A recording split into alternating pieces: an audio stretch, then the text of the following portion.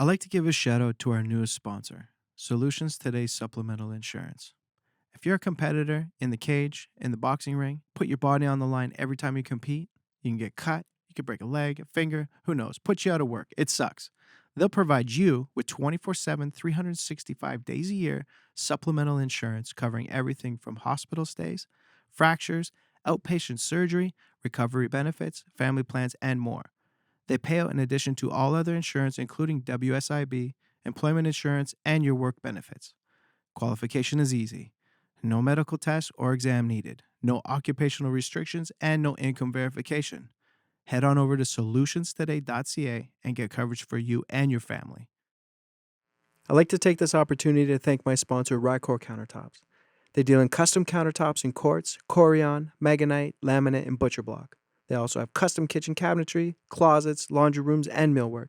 They're family owned and operated for 18 years, knowledgeable and highly experienced staff, and friendly customer service. Head on over to 1069 Clark Road. Check out their showroom today.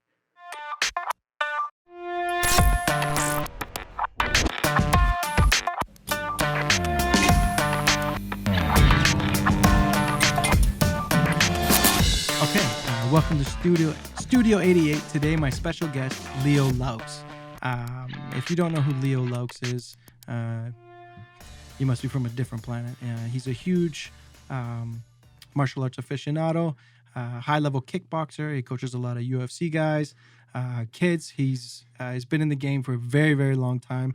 Not taking a dig at your age, but ultimately he's a veteran. He's an OG of the game, and I'm actually very honored that you're on today. Oh, so welcome. Thank you, Jamie. It's and I am an old guy. Actually, you could take a couple decades off me, and I'd still look old to be around the fight game for sure. Your name is probably the most name drop name I get from all this being in the fight business. Everybody knows who Leo Loucks is. Oh, I know Leo. Everybody knows you. And I kind of wanted to bring in because I wanted to talk about you, where you came from, how it all started for you. Take us back. What got you into the whole kickboxing scene to begin with? And let's just shoot the shit. Oh, my God. Well, so let's see. Martial arts. In grade 6, I wish I could remember his first name, but Mr. Leeson, he had an elective, and he was a judo expert. And he had kids training 1 hour a day, 3 days a week for this elective back at Evelyn Harrison Public School. And I think, how old are you? I'm 11 years old, so that would have been 1969. And I did the judo elective, and I learned a little bit about leverage and movement and stuff like that, and it really enthralled me. But at the same time, I was wrestling. I started wrestling that year, and I realized that it's a lot of strength, and I realized I was going to be a smaller guy, and I thought I need to learn how to punch. Because when you fought 145, correct?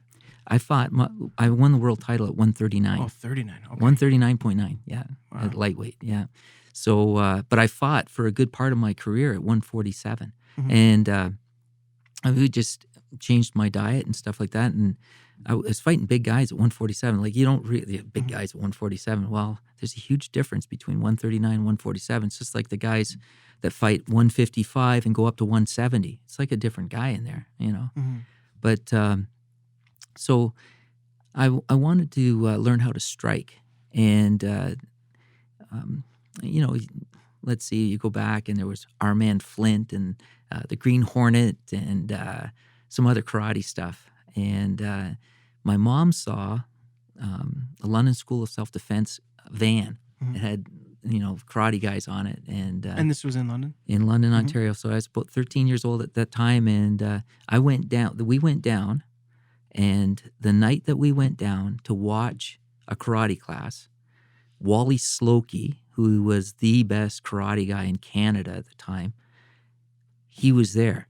And the next day I'm at school, and I'm going, I saw a guy kick faster than most guys can punch. And everybody's going, oh yeah, for sure. No, I said, I swear to God, it was unbelievable. But that night, the first guy on the floor, he was an orange belt at the time. He came out and he was warming up. His name was Gary Legacy. Gary just got put into the Canadian Black Belt Hall of Fame in Ottawa a couple weeks back.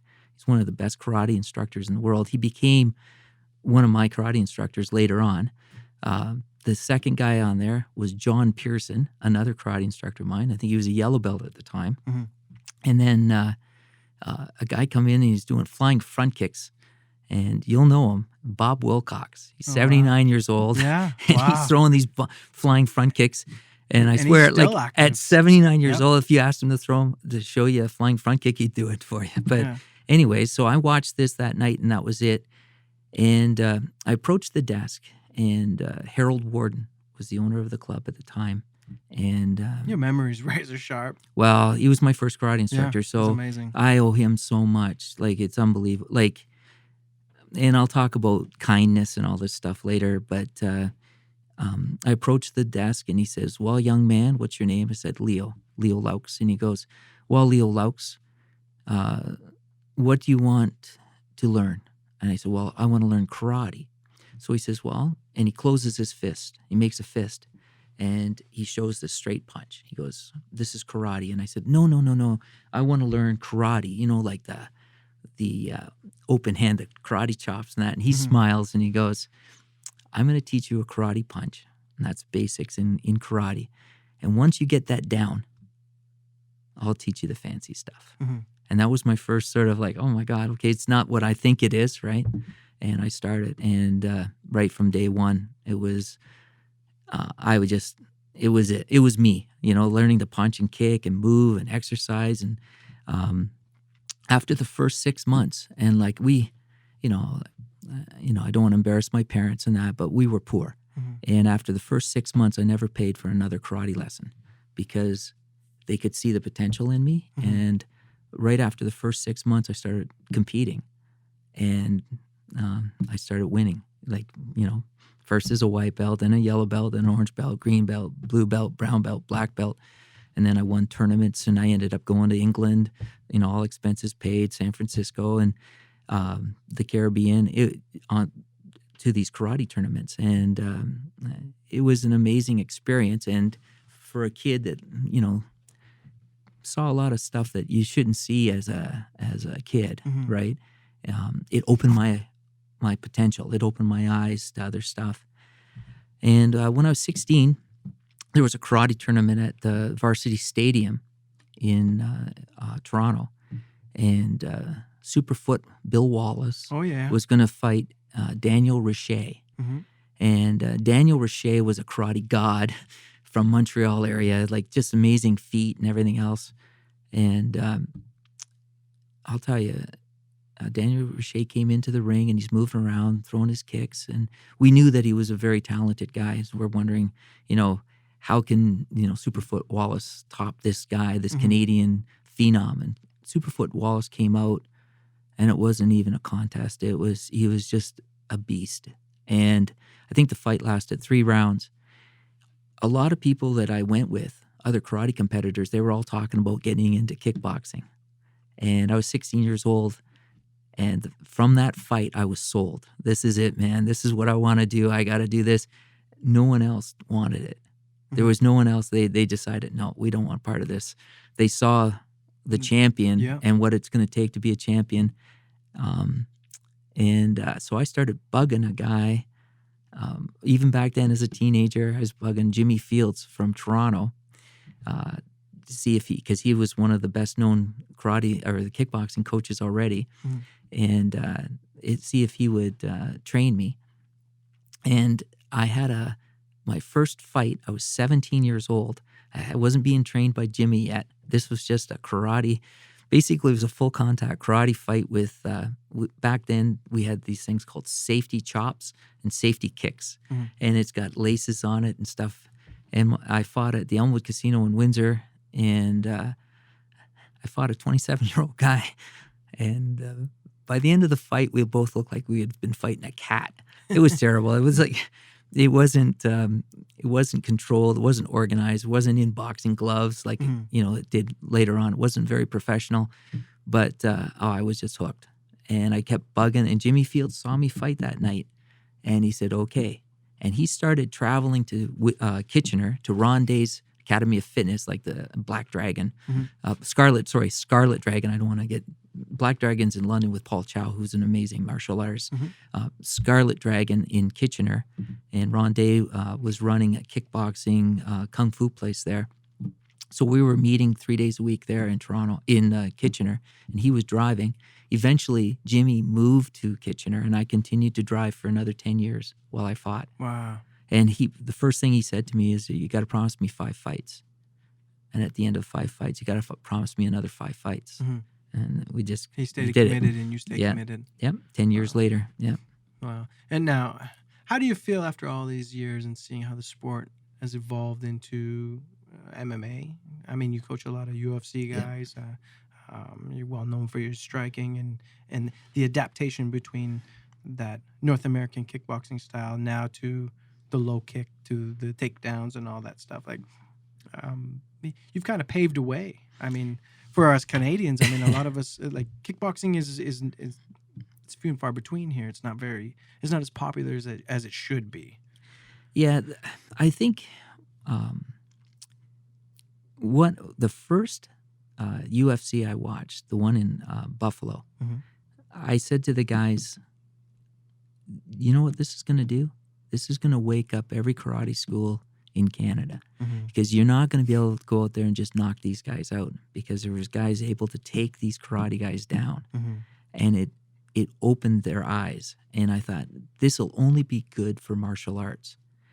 I had no idea it was going to get to be the professional sport it was. Like, this was brutal back then. Like, they basically no time limit. Yeah, you know, no weight those for no categories. weight classes and just brutal fighting. But it opened it up. Now here, you know, I worked as a bouncer. I was a kickboxer. I worked as a correctional officer. I was a police officer in Toronto. I was on the SWAT team at the time when this came in, right? And I realized that fighting wasn't just striking, right? And you had to round your game off even then if you wanted to survive, right? If you wanted to be effective. And so when I saw this, I went, oh my God, this is amazing. And I think it's going to be good for martial artists. And we still have, it's not to the point where some of the kids that are growing up now, eventually they will be mixed martial artists. But I still think you're going to have guys like me that are specialists in 100%. striking. And then there's a specialist in jiu-jitsu and a specialist in wrestling and your fitness guys and everything else. Yes, the product is going to be that one individual that goes through the three of you, right? And he's going to be a martial artist. And maybe when he's 40, he'd be able to teach boxing and kickboxing and wrestling and jiu-jitsu. But that's not there yet. If you watch the very, very best, like, you know, George St. Pierre or any of the guys, Luque Vicente, like Vicente Luque, they've got, professional kickboxers that are like, they had their career and now they're striking coaches. And so they're still specialists. They're specialists that are teaching the wrestling and the jiu-jitsu and the kickboxing. It's hard to find someone that is so well-rounded. I think you need to be diverse. You have to have a different coach for every different aspect. Right now. And maybe someday, the way it's going to evolve, or these guys that are growing up in it now, like, I know, you could see it in their faces, like, oh, okay, we go from striking, now we're on the ground. Okay, now we're doing this, and now we're doing... Eventually, it's just going to be fighting. Like, let's just do this. Let's get there. And it's just going to flow. And you can see guys when they're shadow boxing now, they're shadowing, moving around, they're punching, moving to kicks, knees, elbows, and then they sprawl. Yeah. And then they move around, and you can see them... It's shadow jiu-jitsu. It's I don't know how to explain it, but that's what it looks like when you're watching it, and it's flowing, and they just flow, and it's amazing. And I, as a purist, I know there was boxing guys go, oh, this is craziness, this is insane, it's going to ruin our sport and everything else. No, yes, it's competing against your sport, brother. It is, but I think it's fantastic for martial arts. Yeah, that's the bottom line. Yeah. Boom. TJ Laramie and Tony Laramie, they're both fighting for titles next Friday for me on the 6th. And they're kind of that MMA style fighter. I mean, there's not really a one dimensional. They got a great trainer in Reno. Reno's the man. And there's Kara coaches them, does their boxing. They do their jujitsu with this guy. Do you know what I mean? They're so well run, but they're young. They're 20 years old. No, it's amazing. I saw them as kids, and I'm sitting there going, "Oh my God!" Like the potential. Yeah, because it's different. But and that's the next. I'll tell you how good they were. Mark Hominick, he said, "Leo, you're going to see a couple kids come in today and beat up our guys." And he said, "These are the real deal. These kids right here, watch them." And you know what?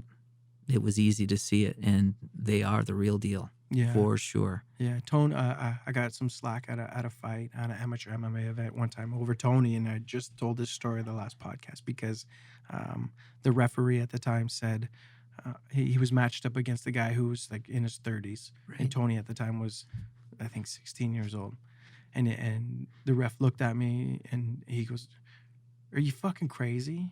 Like, what are you doing here? It's just a kid." And it's okay. He's not going to hurt him too bad. And I just went. I go, "You gotta trust me on it. Yeah. Just watch. Yeah. Just watch." And Tony just went in and with ferocity, bop, bop, bop, bop, bop, scooped the legs, took him down, bop, bop, bop, bop, took the arms. Like, it was just textbook. And even the guy that he fought was like, "Holy shit!" And the guy actually kicked him with a head kick. And when he kicked him with the head kick, when Tony, all he did was just boom, and he just.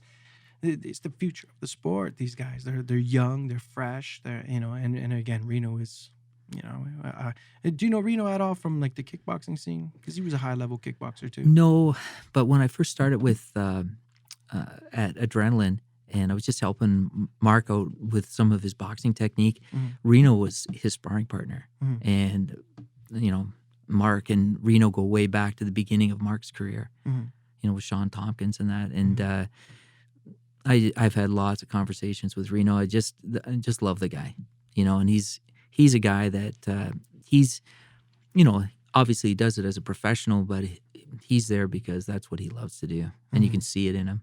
Yeah. He's definitely very, very well respected. His guys love him. Like it's a family, and it's not even so much just his guys. This is my second event in Windsor, and no matter where you go with this guy. Reno. You feel like a celebrity. You walk into a restaurant, and it's literally he's so well known. That's awesome. So it's those guys are very fortunate to have somebody that cares for them. He does it all right. This is something I always say to my fighters. Like right now, I'm training a couple of young kids, that are eventually going to be, as 10-year-olds, 12-year-olds, and 15-year-olds, they are champions. But they are eventually going to be they're going to be well known everywhere. But I've had other fighters, like, kickboxers and some MMA guys, and I tell them, I said, it's so important that you have a positive aura, just being positive, like the way you are treating people right now. This person in front of you, they're watching your, your behavior and all that stuff, but it's not just your interaction with this soul in front of you. Your eyes are on you. There's so many people are watching you. Like, when you are a professional fighter, there's a lot of responsibility. And if you go out and you act like an idiot, and you'll see kids emulate this kind of behavior, and we won't get into, certain personalities that have made money from being an idiot. But I think it's really important. A guy like Reno, he's a positive guy. Like he's not taking from these kids. He's given to these kids. He's given to everybody. And that's just who he is. And that's why, even though he's one of the toughest guys in Windsor, he's one of the most respected guys in Windsor. Everybody likes him. Why? Because it's who he is. And it's so important because there's a way up and then there's a way down. He's no longer fighting. Now he's giving back to the sport by training. But the thing is, he's built this reputation. And when you see martial artists like, I don't know if you know Mike Bernardo in London, Ontario. Mike is more famous in the States than he is here. Mike is the probably best karate guy in North America. Wow. He won the Battle of Atlanta 3 years in a row. He won the lightweight fighting. Then he won the Grand Championship fighting. He won kata, weapons. And he did it 3 years in a row. No one else did it. He's done all kinds of, bit parts in movies and all this other stuff. But Mike Bernardo, you'll have a kid that's been training with him, that trained with him. It's not a kid anymore. The guy's an adult. He's a doctor or a lawyer or businessman, whatever he is. He's in his 40s. He'll remember how kind and how much Mike put into him. And Mike has been consistent right from the beginning. So you get a guy like Mike Bernardo. It's so positive. It's for martial arts, right? In this area. And then you get Reno in Windsor. And, prior to Reno, there was Thomas Downing, who tragically died of a congenital heart failure. He was the same way. Just tough guy, but he had a heart, the size of his. He's just an amazing guy. It's not always about being the goon. No, absolutely not. And I see that when I'm trying to sell. Absolutely. Because I'm trying to build a promotion. A lot of times I talk to sponsorships. I'm trying to raise capital and to put these events on. They're not cheap. And when I say I'm doing professional MMA, I get the because there's certain people. But if they had met some of these athletes, like if anybody meets George St. Pierre, what you see on television, that's who he is. He's a gentleman. Chad Lapriest. Chad Lapriest, just a fantastic, just a fantastic individual. Yeah, a gentleman. Yeah, a real gentleman, and we need these kind of guys. And I went to a meeting one time. It was at a Tax Smart, and I was approaching him with a brochure looking for sponsorship. He told me he had done karate. Him and his wife. MMA is for goons. There's nothing but bullies. He I got smaller in my seat as he was telling me. Yeah. And then I just said, you're right. I agree with you. But with these goons, there's also the purest martial artist. Yeah. They are there too. Yeah. And unfortunately, there is goons a part of the industry, but they get weeded out really fast. They always do. And unfortunately, we kind of need the purest to beat up on them. So it's kind of a catch-22, but you're not wrong that there is a bad side to there's a lot of shitty people out there that do martial arts, but judge a tree by its fruits. Well, we'll go back. So as a kid, all through my whole experience in martial arts, I had all these tough guys around me. In the 70s, we had a bunch of hippies that they were getting off dope and they either found God or whatever. In the early 70s, they found martial arts.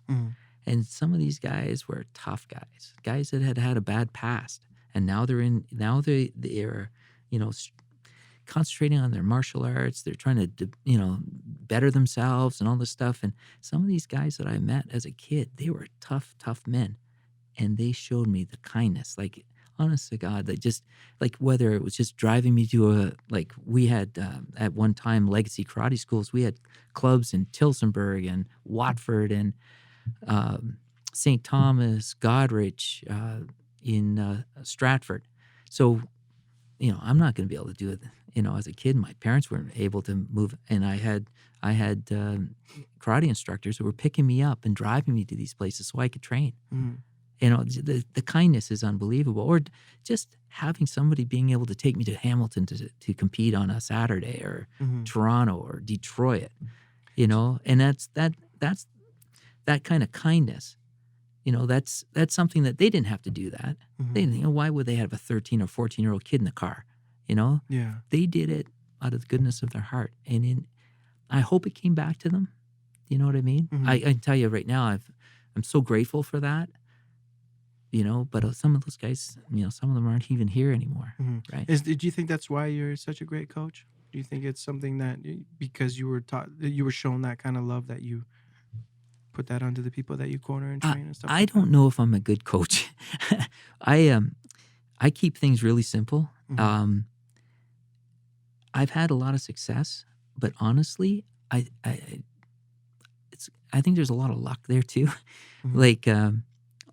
Some of the athletes I've had, and like Chad Lapriest, Chris Clements, Mark Hominick, in kickboxing, Brad Fowler, and now my karate kids, they're just tremendous athletes, and I just happen to be the guy that's coaching them. So, in a lot of ways, I think I'm lucky. I'm sort of like the the coach of the Montreal Canadiens in the 60s. Mm-hmm. I don't care how bad of a coach I am, I'm still going to win, sort of thing. Yeah. But I think if I have an advantage over a lot of people, I understand what fighting is.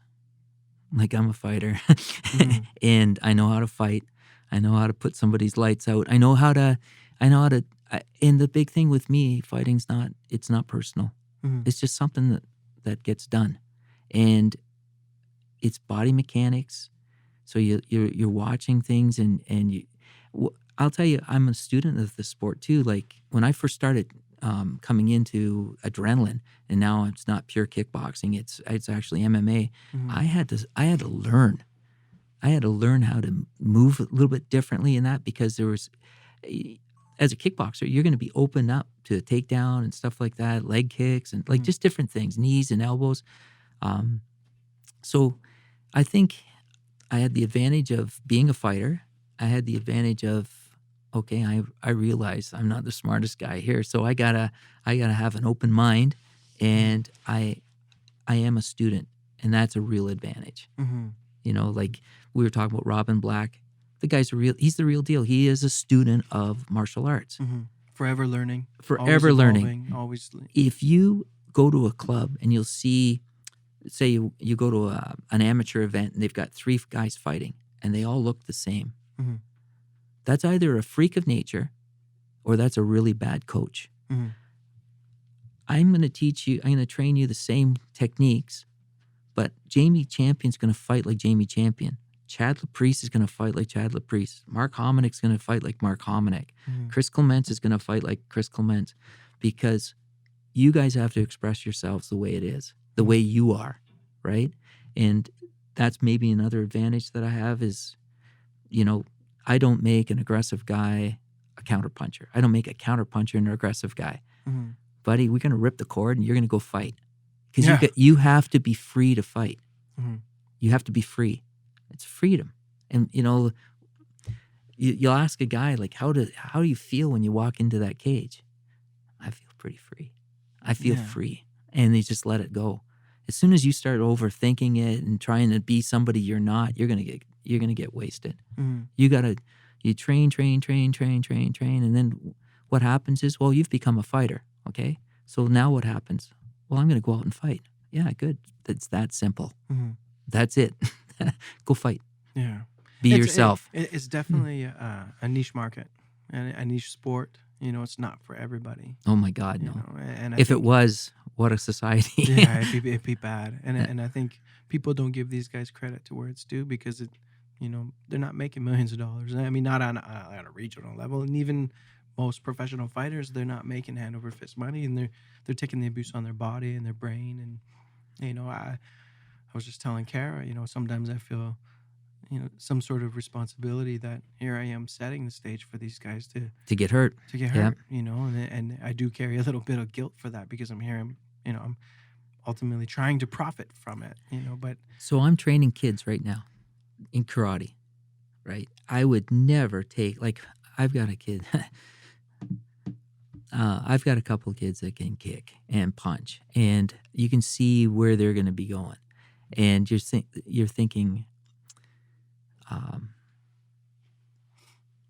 this kid has potential to go on and do whatever he wants to do. And he's such a tremendous athlete, and he's got a work ethic and everything else. You're thinking, and he's got that heart. You can see it. The thing is, I don't want to be part of that decision for him to go from non-contact karate fighting into contact kickboxing or mixed martial arts. So I've always said, I will train a fighter, but that kid has to be a fighter first. Mm-hmm. And I'm not going to be any of these kids that I'm training now. I'm not going to be their mixed martial arts coach. I'm not going to be their kickboxing coach. And maybe that's the only way I can justify it, But anybody else I've trained, they already made that decision that they wanted to be a fighter. So I'm going to do my best to help them be the best fighter they can be. Mm-hmm. I can tell you right now, as a kid, you couldn't have talked me out of it. Leo, there's a possibility you could get killed in there. Don't care. Chance I'm gonna take. It's a chance I'm going to take, because And that's really hard to explain that to somebody because, and that was, like even friends, like when I was a kid, like they're thinking, oh my God, Leo, you don't realize you could get hurt in there. Mhm. Oh, I know I can get You've hurt. had some pretty crazy wars. What was the toughest one for you? Well, I'll tell you, I think it was my sparring partner, Martin Friolet. Really? 3 days a week for 10 years. Martin Friolet, he fought twice for the world title. He won. He beat Billy Chow, who was a legend at the time for North American Championship. I would have to say some of the toughest fights I ever had were in the gym, the 3 days a week. And the way we trained was so... It's funny you say We that. don't do this anymore. Like you don't get a lot of that. Like, you talk about Philadelphia fighters, the Philadelphia gyms where guys, like it's a war every day. Every time they go in there. Basically, that's how we trained. And Kara said the same thing in Yeah. the podcast before because we were saying, what was the toughest fight? Yeah. And she's like, really, it was the gym wars. Absolutely. You go in and you're hard sparring every single day, and it's not once a week. It was every single day, and it's not so much the fight; it was the preparation for the fight. And I think people are getting smarter. People are realizing that we don't need it. We don't need to do that. Mhm. You can do a lot more focus pad work, shadow boxing, hitting a bag, and timing drills. Mhm. And then you can do sparring, once a week like once a week. You can do enough sparring once a week that you don't need to be taking those shots Well, to the the head. ties, they do it at 10%. They barely touch each other. They spar twice a day, and it's Well, you imagine if they were whacking each other in the legs every day, they'd be crippled. but they also Yeah. fight every weekend. That's insane. Right. So, I mean, you're talking about a kid who's 14 years old and he's had 200 plus fights already. And it's, but they all seem to be pretty together apart from busted toes and ankles and, damaged shins and knees. And we're starting to really realize the damage that this kind of thing does for our entertainment, the long term. Do you have any, do you feel like you have any symptoms like long term because of fighting? I'm so lucky this way, as far Because as... you're very well, you're together. Like you're smart, you can talk. Like, I got lucky. I think I retired at 29. Mhm. And so I was at just becoming the fighter I could have become, Mhm. and I retired. I had an opportunity to go with, back then it was called Metro Toronto Police. Mhm. And I mean, no money. The most I ever made was $10,000 for a world title defense. That's still a lot of money. Yeah. When I say that's a lot of money, I don't mean it's a lot But of money. 1986, it was a lot of money, Yeah. but not that much. And I knew that, I'm not going to be able to retire. And I had to start thinking about, okay, phase 2. And that's another thing I've always talked to my fighters about. What are you thinking about after this? What are you going to do? Plan. What's plan? What's the next phase of our life? Like when you're a fighter, if you're 22, 23 years old, you're not worried about anything next year. You're worried about the next fight. Mhm. The thing is, there is a next year and there's a next decade. And by the time you're in your 30s, you've got to be, you should have been already set up. Like Chris Ordesky now is with the Canadian Border Services. Mhm. Chad Laprice. Oh, he did get on. Yes, and Chad Laprice That's is right. Chad Laprice is going to be a police officer. Yeah. And Mark Hominick finished his degree in business administration. He owns a beautiful club. Like Mhm. these guys are moved on, right? Mhm. So That's really important to hear. It's important for fighters to hear that because I think a lot of them think that they have to get to the big show. The big show is going to make them famous, make them rich, and that's not always the case. You have to have something to fall back on. the thing is, it's not who you are. Like, okay, it's like a lot of men, especially, they, if you said to, Jamie Champion, who are you? You'd say, well, I'm a promoter. I'm this, I'm that. You know what I mean? No, Jamie, who are you? Mhm. You're a man that does promotion. You're a man that does martial arts. You're a man. There's this thing about you. It's like I'm a police officer. I'm a man who does police work. Mhm. I'm a man who does martial arts. There's this Leo Loucks that's there. And the thing is, there's phases in this life. When I was a kid doing, judo and then karate and then started into my kickboxing. And then I'm a young man and I'm kickboxing. Mhm. There's still Leo Loucks in this life that's going to get beyond that. And now I'm a police officer. I train other police officers.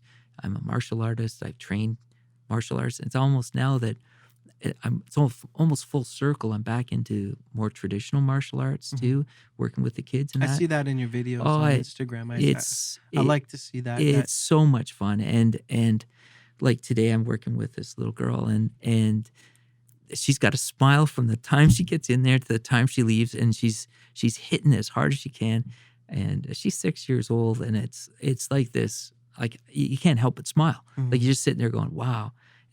But the thing is, with the fighters, if they're so tied up in I'm a fighter only and everything's personal, they're only going to destroy themselves. As a matter of fact, fighting's not personal. It's so not personal.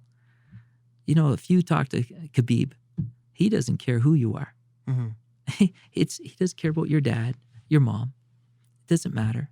It doesn't matter who you are, what your personality is, whatever else. You are just his target. And that's what you have to, and honestly, once you get to that point, like he is, he's not going to waste any energy on this, making it a personal thing. He is going to spend 100% of his energy in defeating you. That's how not personal it is. That's my philosophy on that anyway. So yeah, that's incredible. So the I don't know, you've had a pretty interesting career, the policing, the fighting stuff. Would you do anything different? I don't know if I could. You're just sitting there going, I can't sing, I can't dance. I can't sing, I can't dance. Oh, I'm terrible with painting or anything like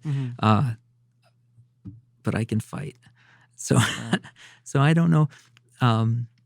And I understand people's issues. So I think that really helped me with policing down later on after the fighting career. So no, I think the way my life has turned out is the way that I would have gone through the whole thing again. And you just got accepted into the Hall of Fame, Sports Hall of Fame. Yeah. Oh my God, that was. How's that, buddy? That's it's incredible. been well. I think they announced it last May, and it's so emotional. It's like, oh my God, I just can't believe that I was recognized for that. And even the night of, I had worked for the last month or so, I was working on about 6 different approaches as far as a speech, like an acceptance speech sort of thing.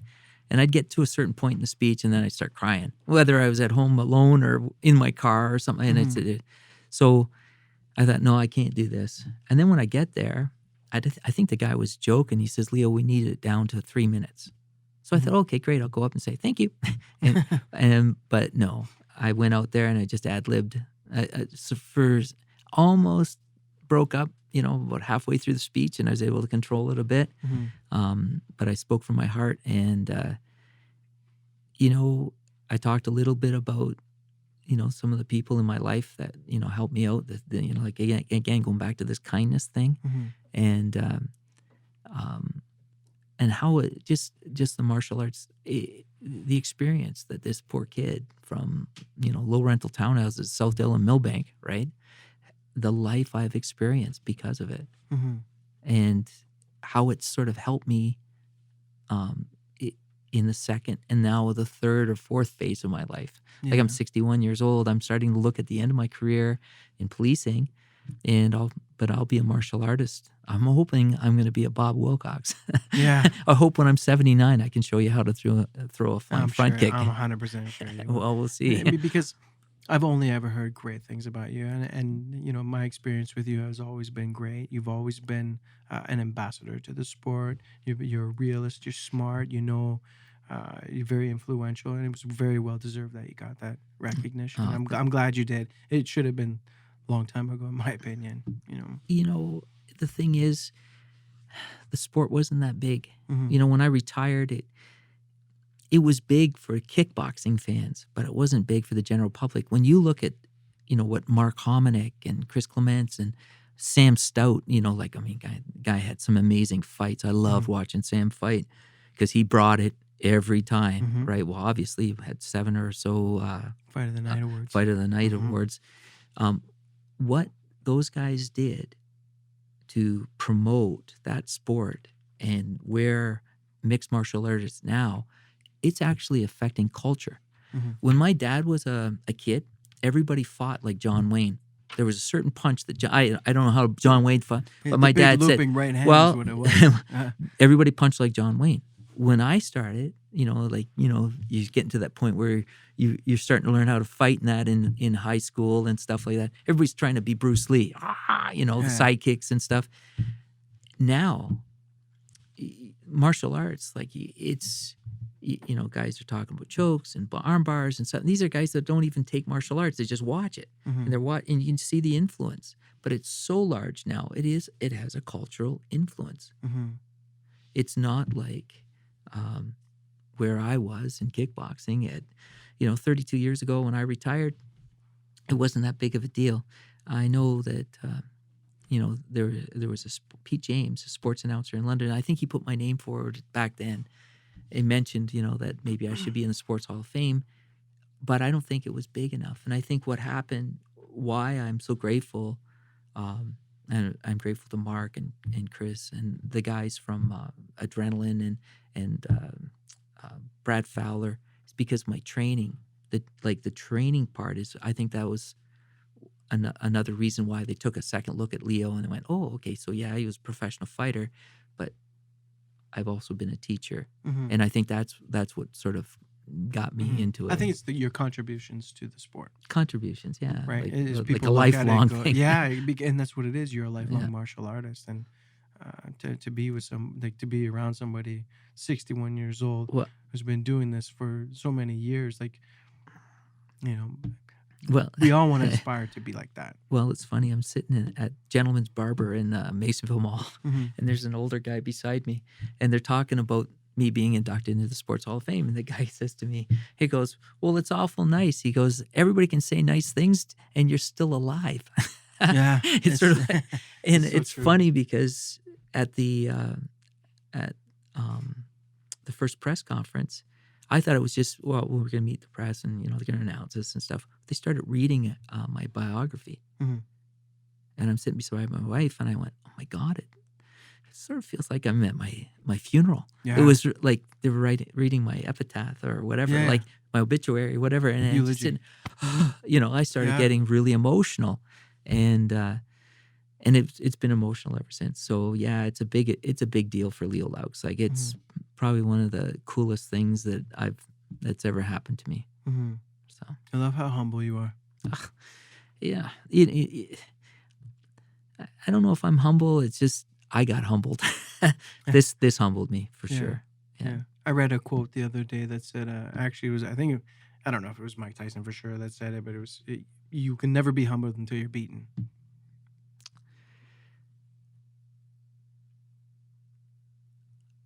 I think you can be humbled, especially after your fighting career is over and you start realizing,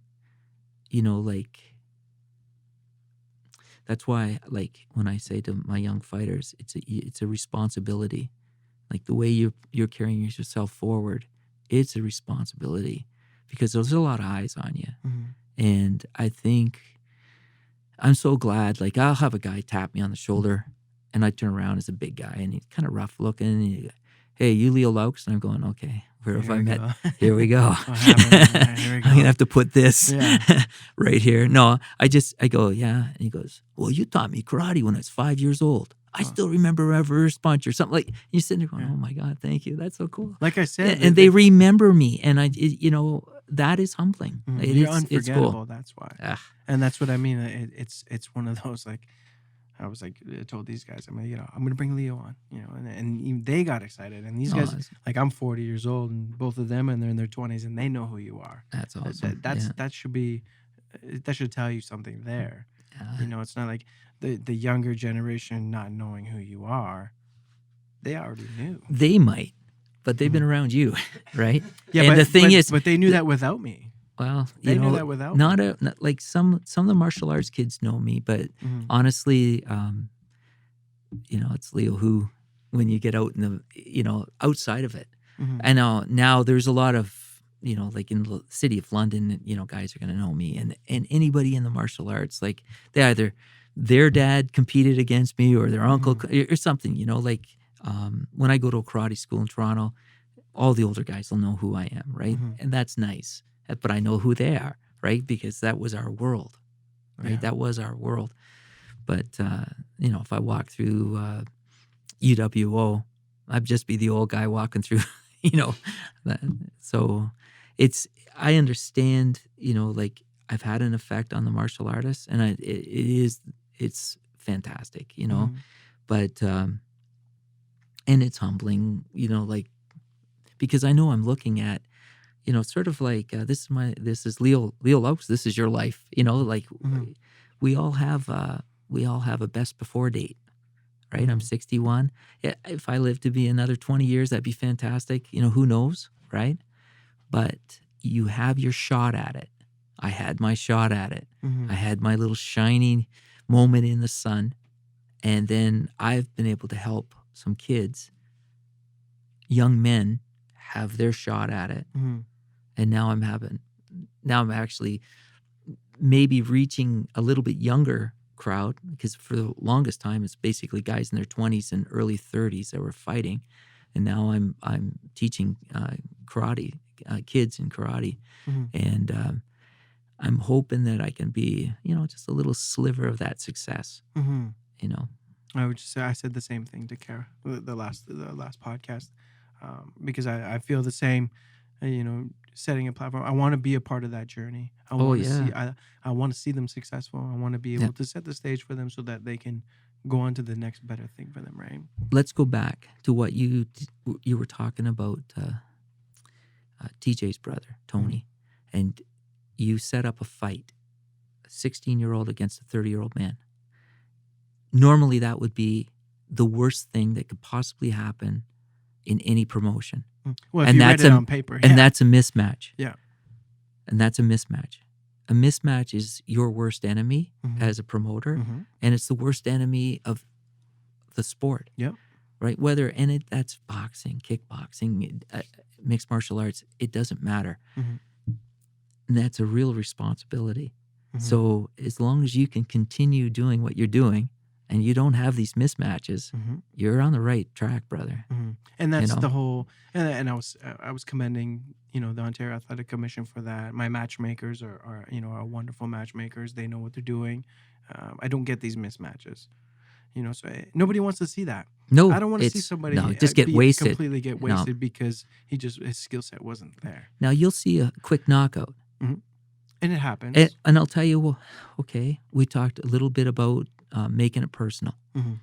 So Muhammad Ali used to do that. Get under your skin. Mhm. And you'd go out there and you're fighting two people. You're fighting yourself and you're going to fight him, right? And you're fighting the best in the world. Conor McGregor, he insults you, he insults your religion, he insults whatever he can insult, right? Starting with your mother, right? Mhm. So when you walk in that cage, you're fighting yourself and you're fighting him. When he fought Jose Aldo, he was fighting the very best guy out there. Mhm. And Jose Aldo Wasn't the very best did Jose not Aldo. bring his A game that day. No. He was so pissed off, like so out of his mind. I'm sure he'd love another redo. Mhm. Connor didn't give it to him. Mhm. Think about that. Jose Aldo didn't get a rematch. Yeah. Jose probably would have went, okay, I learned my lesson, Mhm. Learn right? from the mistakes. Learn from the mistakes. And then when he fought Khabib, whatever the insults were, it rolled off of him He had until a the job to fight. do. He had a job to do until the fight was over. And then you saw that rage. Yeah. Like that was scary stuff, Mhm. because that was honest. Like that was honest. Mhm. And But he yeah. also handled it so well after too. Even he owned the mistake that he did. He realized, Oh, and absolutely. even said, disappointed my father. He I did should, disappoint his father. I shouldn't have done that. Yep. That's. I think emotion gets the best of people sometimes, and they need to, separate the Mhm. two. But no doubt, he's like the best in the world. But when you see Jose Aldo go out and get knocked out in 13 seconds or Mhm. whatever, people say, "Oh, that was a mismatch." No, it's not. Mm-hmm. That fight could have went the other way. Totally. The thing is, those two were matched. It's Mhm. just that one guy played the game a little bit better at that moment. Mhm. So you will see, quick knockouts or quick chokes and stuff like that. That doesn't mean it was a mismatch. You can see that both athletes are there and they're both very, very capable. Mhm. I've gone to boxing shows in the past where you watch a guy go in and you're watching him shadow box in the back and you're going, what is this kid even doing here? Mm-hmm. And then he goes out and he gets hurt. And you're sitting there going, this shouldn't have happened. Mm-hmm. You know, you feel almost responsible. Hey, stop the show, stop the bus, stop the train, you know. But the thing is, that's not your job. Mm-hmm. You know, these people have somehow gotten passed through and you kind of hope for the best. But as a promoter, that I was going to talk to you about that. And every show I've gone to with you, it's been some good fights. Like they're always competitive great fights. Competitive. Ontario has a lot of talent. Oh, a ton absolutely. of talent. And there's so many generations leaking down, and they're just getting better, and they're getting better, and they're getting better, and you know it's hard to get a mismatch. I've seen them on different shows. I've seen them. Are you exposed to the guys like up in Thunder Bay? You know, the guys that went to Lakehead and like all these wrestlers, and there's martial arts everywhere. Mm-hmm. So you must be in touch with those guys. I mean, my networking is getting bigger the more consistent I stay. So I'm trying to consistency is key, like with anything. And the more you do it, the more your network grows, the more people realize. Like, I mean, you didn't even know there was a fight next weekend. I didn't. And I didn't, but I've been busy. I feel like I failed. No, right? Thing is, buddy, I've been so. Yeah. I got a puppy Mm-hmm. for the last 3 weeks. Like That's my excuse, like a baby. No, I got a little German Shepherd, got an 8-week-old 3 weeks ago, and I haven't slept. But Mm-hmm. no, I knew there was a show coming up, but I didn't have anybody in it, so Mm-hmm. it's sort of like I'm just doing my own thing. Gotcha. Now that I know about it, I'm going to it. So I 100% will take care of you if you come down. I would. Windsor is a different fight city, very different from London. I've done a lot of shows here in London. I fought at the Windsor Arena, the old Windsor Arena, when I was a kid. And do you find this Manuel Rodriguez was the guy I fought? Yeah, and that was kickboxing. Kickboxing. Yeah, Full. How was it? How was it then? It was packed. How many Windsor people? Arena How was many packed. people? It would have been 3,500 people there. That's a lot of people. Yep. Wow. Well, it was, for a while there, kickboxing had its day. Mm-hmm. What really hurt it, and it hurt my career. In 1983, there was a ban Mm-hmm. of kickboxing for 3 solid years in Ontario. Why did they do that? I think, Jean-Yves Thériault and I fought at the CNE Coliseum, and they had to turn people away at the doors. It was packed. And I don't want to say it was, whoever brought it forward, whether it was boxing people or whatever. But I think what happened was somebody made the Ontario Athletic Commission aware that they didn't have rules set in stone for this sport. Mm-hmm. Like boxing, there's legislation. There's boxing, you're going to have so much hand wraps, nothing on the knuckles. Like there's all these rules. Well, they didn't have that for kickboxing. And it took 3 years for them to put that together. Oh, I mean, the PKA could have come forward and say, no, these are the rules. Mm-hmm. And, they're in 49 states, right? These are the rules. But that wasn't good enough. And that really hurt me because I was 24 years old. I started traveling. And if I didn't win by knockout, I wasn't going to win the fight. That's what it was like. And, I had unsanctioned fights like the, exhibition fights, but they weren't part of my record. It's just to stay busy. But that took the wind out of my sails for a while. Yeah, I can imagine. But who was the commissioner back then? Clyde Gray. Okay. But he wasn't the guy that prevented it. He wasn't the guy that made those decisions. Clyde Gray was a tremendous boxer in his day. Do you know Ken Hayashi? I do. And I know that I have a different relationship with Ken than a lot of promoters do, okay? And I know, some guys would say he just made it so hard, so difficult to promote fights. And, I might get some backlash on this, but I knew Ken as a kid, and he was a karate instructor. He actually talked to me about you. And he is one of the best karate instructors at that time in Toronto. Very successful in his clubs. He lived in London too. Well, the guy's amazing. And I honestly believe it wasn't that he was against kickboxing or against mixed martial arts. I honestly believe that Ken cared that he did not want a death or serious injuries on his watch. And that's why this is the rules, and we're going to keep it right to that edge. Yeah. See, I got along really well with Ken. Good. I never really said anything bad about him, nor would I, because he was very easy to work with when I worked with him. But I'm also very compliant. Right. If he says no, it is what it is. He's the boss. Okay, I got you. I understand. No problem. I'll fix it. I'll make it. I'm a people pleaser. Yeah. So you got it. And so him and I got along really, really well, and to a point that most people would say, "How did you get that matchup approved?" Because he trusts me. Right. Because I'm not going to bullshit him. I'm not going to lie to him. I'm going to do exactly what he says. And every time that he declined a belt proposal, he was right. In the grand scheme of things, he was right. I don't necessarily think he hated the sport or he didn't want it to thrive. He was a hard ass for a reason, and I think the sports need that. Because we have to prevent the mismatches. We have to keep the integrity into the fights. Well, where does it lie? The bottom line is it's liability. It's going to be on his lap. Yeah. He's the guy that's going to be the guy that approves it. The bottom line, it's him.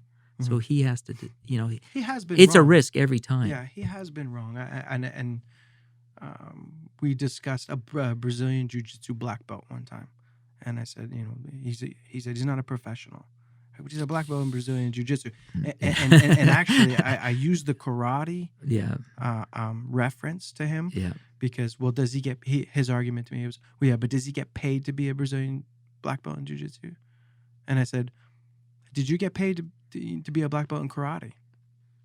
And he went quiet. He'd have to say, yes, I did, because I taught for how many years, right? But I mean, paid to fight. Oh, right. So that was we were healthy. It was a healthy debate. Right. I was trying to get a matchup approved, and really the matchup was a fair matchup, and that was the debate back and forth. And then I actually first time I said, "We're like, okay, but what about karate? You got a guy's a black belt. You can tell me he's not a professional." And he was quiet. I could tell he was pissed off because he's like, you know what? You're right. You caught me on something. You kind of caught me because of that. But he just, I don't know if he didn't respect the Brazilian jiu-jitsu black belt as he would of karate. But the comparison is the same. The workload is the same. The journey is the same. It's martial arts, right? I see the work these jiu-jitsu guys do to get to the black belt level. And that's incredible. Well, it's the most hardest. I think so. To ever Absolutely. Yeah. Absolutely. Yeah. Hard work and just continually growing. Now, do you think if you had your time back in MMA, you think you would have transitioned and did MMA rather than kickboxing? Yes. Yeah. Oh yeah, because it's even more freeing, right? It's I was restricted to punches and kicks in mixed martial arts. So when you see these guys competing now, are you like, oh man, I wish we kind of did this stuff? You know what? I'll tell you something. If you're a fighter on your deathbed, you will still. I think you still want to fight. Let me tell you something right now, buddy. Right this second, I want to do it. The problem is my body's not there anymore. So I can't take the punishment. Honestly, even holding pads, you'll see some of the kids that are kicking and punching me holding pads for Mark Hominick or Chad Laprice. I see you taking the body shots I just sitting there going, I'm like, holy shit, this guy's... Oh, yeah. And I'll tell you, and that's with thick padding on. So I'm sitting there going, can you imagine if we were fighting with those small gloves and he's nailing shots like that to the body?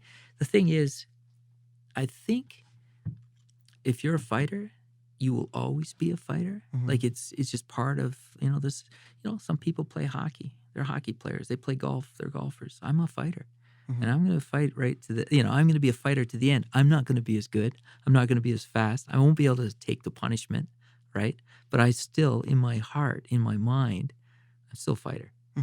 Yes. I have a question for you, and you don't have to answer it. Sure. Policing.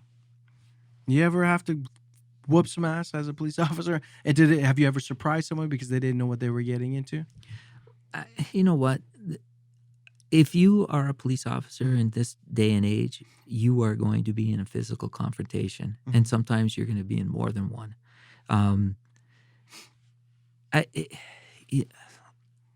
Everybody thinks, London City is such a sweet place, and Toronto the good, and we realize the violence. I mean, anybody that just watches television, stuff like that. So yes, as a police officer, I've had to use force to effect an arrest. Mhm. Have I surprised people? I'm sure of it. Absolutely. Mhm.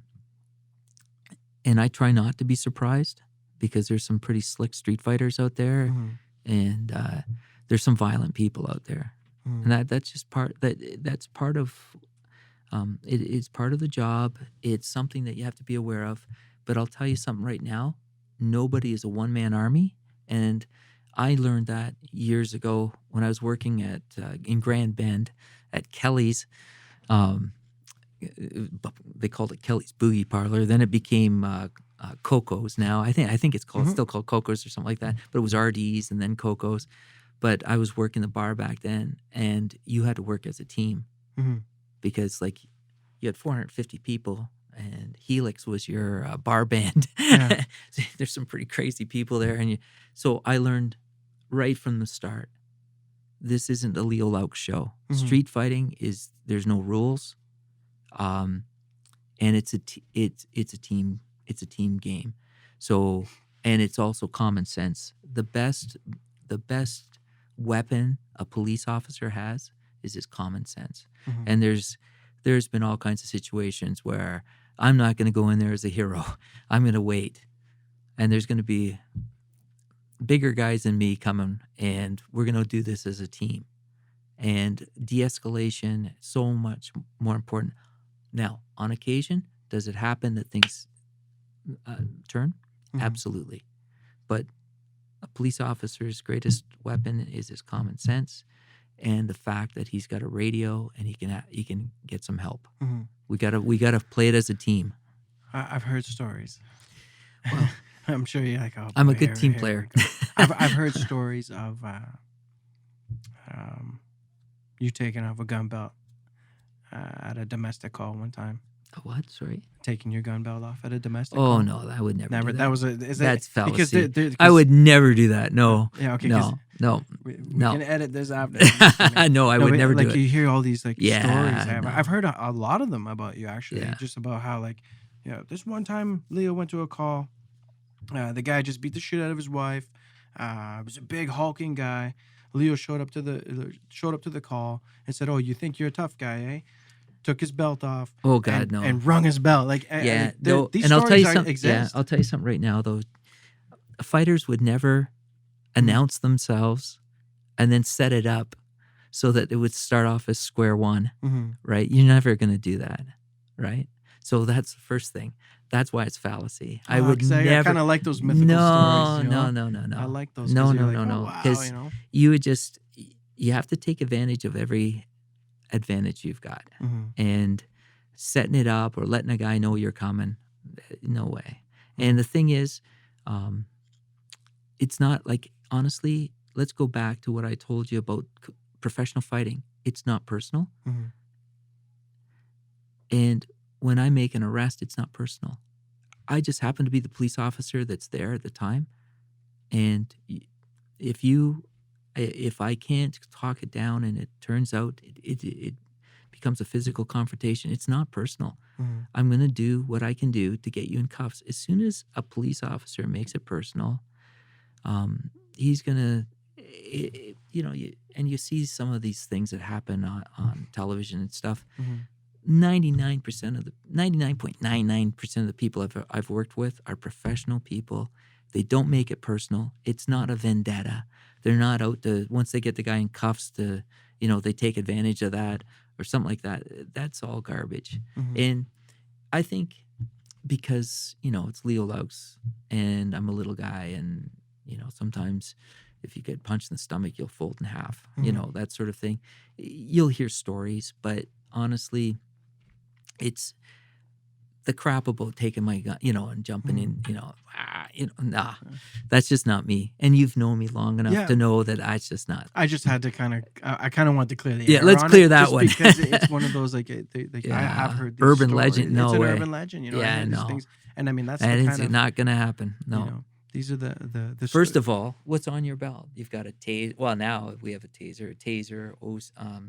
We got spray. We've got a stick. You have all the tools. We have all our tools, and that just wouldn't make any sense. And if I ever saw a police officer do that, man, he'd get coached like Yeah. at a different time. But I would definitely let him know that, he's putting everyone at risk.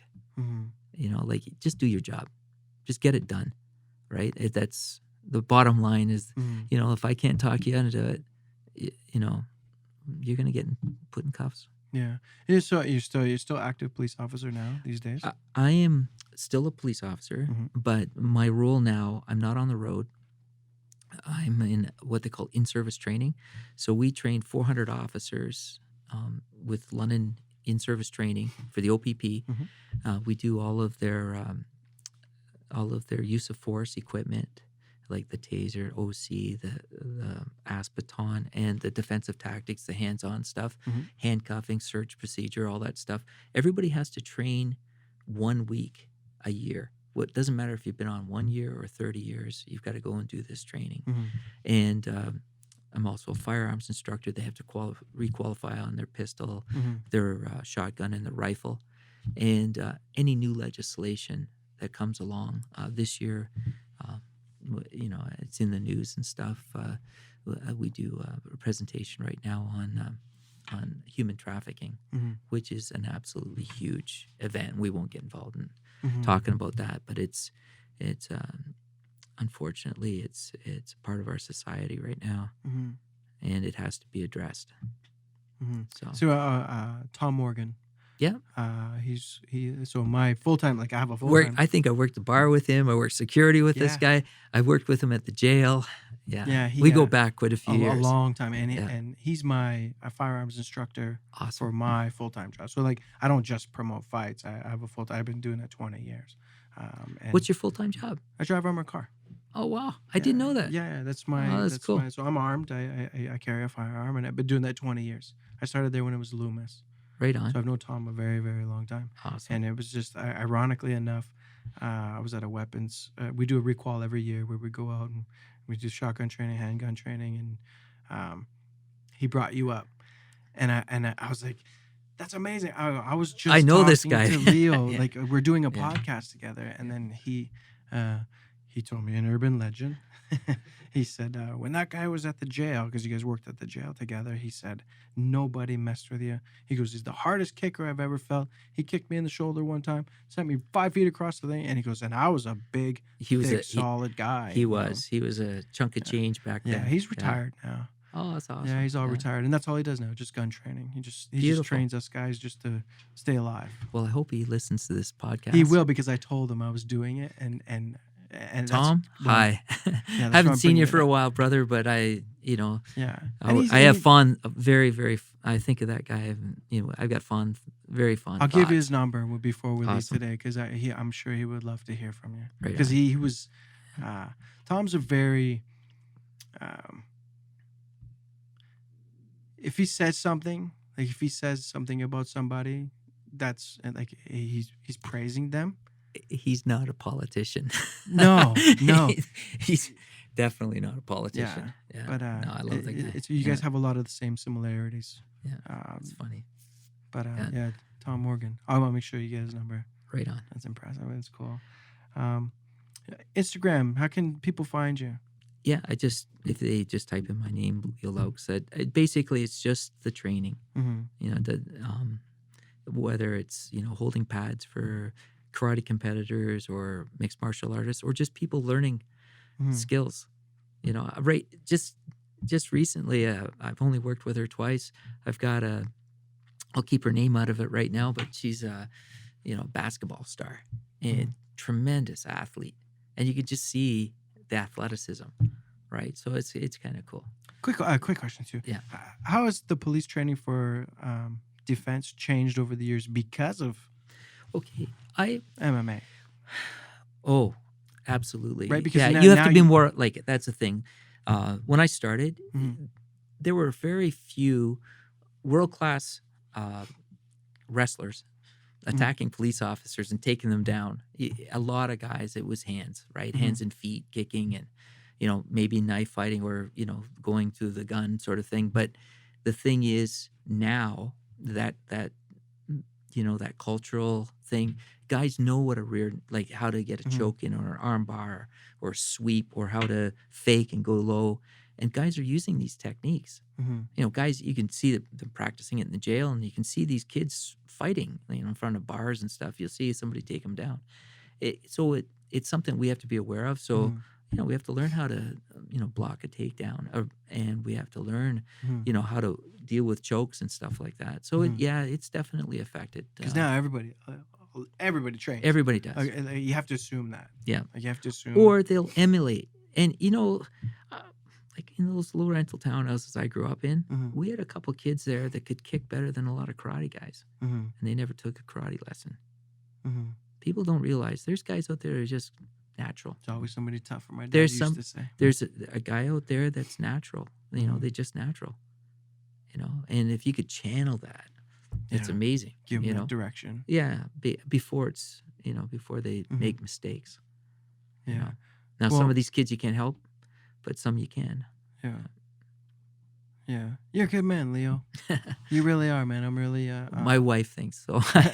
I'm just really. My mom honored thinks to so. have, to Yeah. have you on. It was really a pleasure. Oh, that's awesome. Just to Thanks. kind of shoot the shit with you, because I think you should be giving credit to where it's due, and you've done so much for the community, I appreciate the it. MMA Thank you. community, and the policing, and just all your contributions. And I again, it's all about blessings, right? mhm. There was a guy named Jack Lockhart, and he was in charge of the Elgin Middlesex Detention Center. And I was 25 years old, and I was fighting. And you talk about urban legends. Well, Mhm. wait, when I was that old, I was working in jail, in bars and stuff, and you hear, oh, he did this, he did that. And the thing is, whether it was true or not true, you're still wearing it, right? Mhm. And I applied to the Elgin Middlesex Detention Center, and Jack Lockhart, he had all these guys saying, you don't want that psychopath coming in. They had no idea that I, like back then I was still a pretty quiet guy, right? Mhm. I got a little bit more boisterous as I got older, but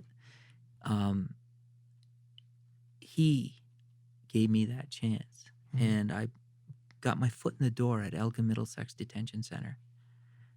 And that foot in the door at Elgin Middlesex Detention Center while I was still fighting, and I won my world title while I was still there. And they were amazing. They let me have time to train and stuff like this. Mhm. And that foot in the door there was what allowed me to become a police officer, because I didn't have a university degree. I had a couple credits, but I didn't have a university degree. I had a high school, Mhm. but I had related experience as a correctional officer. And it was Jack Lockhart that opened that door. Mhm. It was Harold Warden that opened the door into karate. And it was Jimmy Fields that opened that door Mhm. into kickboxing. And it was Mark Hominick that opened the door for me to get into MMA training. Because if you're teaching or helping out Mark Hominick, every other person in that gym wants you to work with them. Mhm. Because Mark, at that time, at that moment, was the best in Canada, Mhm.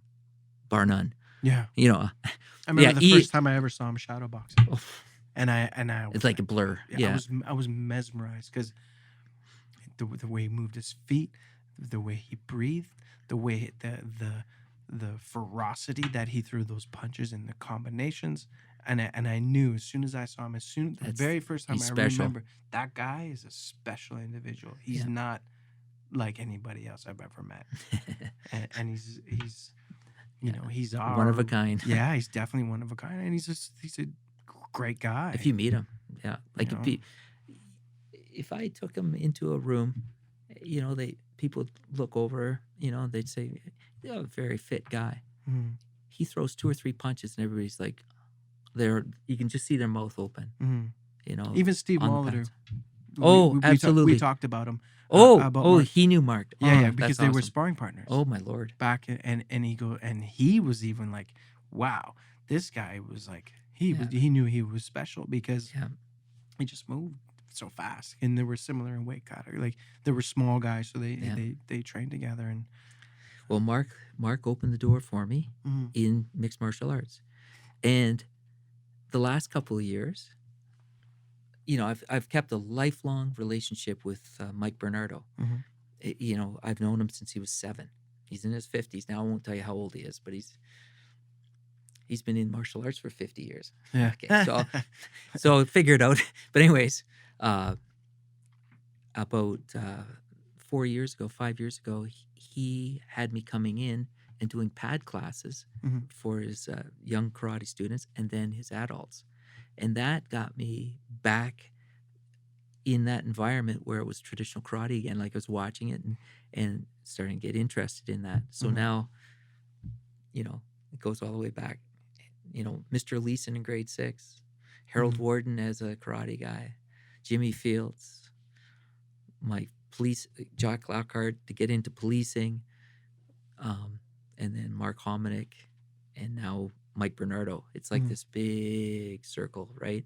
And all along the way, I've had all these tough guys, like some really tough guys. And we won't talk about it here, but I'm going to mention, I'll tell you a story sometime about the toughest guy in London, some of the advice he gave me. Mhm. And I'll, but I Oh, can't, I can't do it on air. Share it? You I can't can't do it on air. Really? Because that'd Yeah. be such Okay, I so can- cool. Tell okay, me, come on, all right. please. I will tell you some of the best advice I ever had as far as street fighting is concerned. Mm. Okay, and I'll tell you about that in a second here. But it's gone full circle, and all these men, tough guys, and smart women that are in martial arts showed me kindness. It's crazy. So here I am back in full circle, 61 years old, and I'm teaching karate kids, right? Okay, I will tell you, I won't mention his name, but this man, for a good part of his life, was a collector of debts. Mhm. And I won't tell you who he collected for, Mhm. but it was a physical game. And he walked up to me when I was 14 years old at one of these karate functions, and he said to me, "So you want to be a fighter?" And I said, "Yeah, I do." He said, No. Do you want to be a real fighter? A guy who can fight, not this karate stuff, like a real fighter. And I said, yeah, that's one of the goals. Like when I was growing up in the low rental townhouses, Mhm. that was the language the kids understood, was the ability to take care of yourself, right? I wanted to learn how to fight. And he said, well, it's not going to happen overnight. You have to develop a technique. I don't care if it's a straight right or a left hook, but you have to develop it to the point where if you landed on that guy, there's going to be a reaction. Mhm. And if there's a reaction, that's going to give you a chance. And if that gives you a chance, then you'll fight. But if you know that you don't have that, and there's nothing you can do, Mhm. and you're not going to fight. Back then, Muhammad Ali and Joe Frazier were the champions. He goes, they put their pants on the same way I do. Mhm. And if I took this and put it right here, I know I'd hurt them. Mhm. And I'd fight them. Because I got a chance. When he told me that, I Mhm. started working on my straight left. And I Oh. worked on it and worked on it and worked on it. And guess what? If I hit you with it, there's going to be a reaction. Yeah, you're There's going gonna to sleep. There's going to be a reaction. Yeah. You're going to sleep. Isn't that something? Yeah, that's And amazing. that was a man in his 50s who had a tough life. Yeah. And that, again, like when I say these acts of kindness, they might not look like they are, but Mhm. he took the time to say, hey, you know what? This is the essence of this. It's pretty simple. Mhm. You develop that technique, then you have a chance. Oh, Bruce Lee said it. Fear not the man who knows 10,000 kicks, but fear the man who knows one kick he's done 10,000 times. Exactly. Right. Yeah. So true. Develop Amazing. that technique. Yep. Cool. Well, Leo, thank you so much for coming on. All right. I truly appreciate it. I'm Awesome. very honored. I was a bit nervous. Yeah, and we did Okay. great. I think we did a good Okay. job. I think it was good. Hopefully, you come out to the fights. I will see you at the fights. December 6th at the St. Dennis Center. Okay, I will see you at the fights if my wife lets me. Okay, bring her. We've got that. We got that The puppy. 11-week-old Oh, the puppy, so puppy. one of us will Gotcha. have to be home. So. Okay. Mrs. Loucks, please let them come. Yeah, Let them we'll come out. see what It's a happens. Friday evening. Yeah. Doors open at 6, fights at 7:30. And if you can't make it, it'll be live on pay-per-view. Right on. So, What's the venue? St. Dennis Center, Beautiful. right at the university. Beautiful. I'll text you all the info and Okay. everything and the stuff. And it'd be cool to really, I'd love to see you to come out. Right on. Really would. Awesome. Thank you. Okay. Well, thank you. Appreciate it. You were gentle with me. Yeah, I was easy. I told you it'd be easy. Okay. Awesome. This podcast is brought to you by Eurosun Tanning Salon. Do you suffer from eczema or psoriasis? You have acne or sore muscles? Head on in today and visit the tanning beds. They got regular and mega stand-up beds. Get that beautifully tan look that you're looking for. They also offer natural Mystic Spray Tan. You can also purchase premium products such as Australian Gold, California Tan, Designer Skin, and Swedish Beauty. There's many different packages to choose from, 6-session package or a 30-day pass, even single sessions. Sign up today in your membership and get $70 worth of product. They're located across from Masonville Mall in the Wendy's Plaza at 60 North Center Road, London, Ontario. Visit Eurosun Tanning today.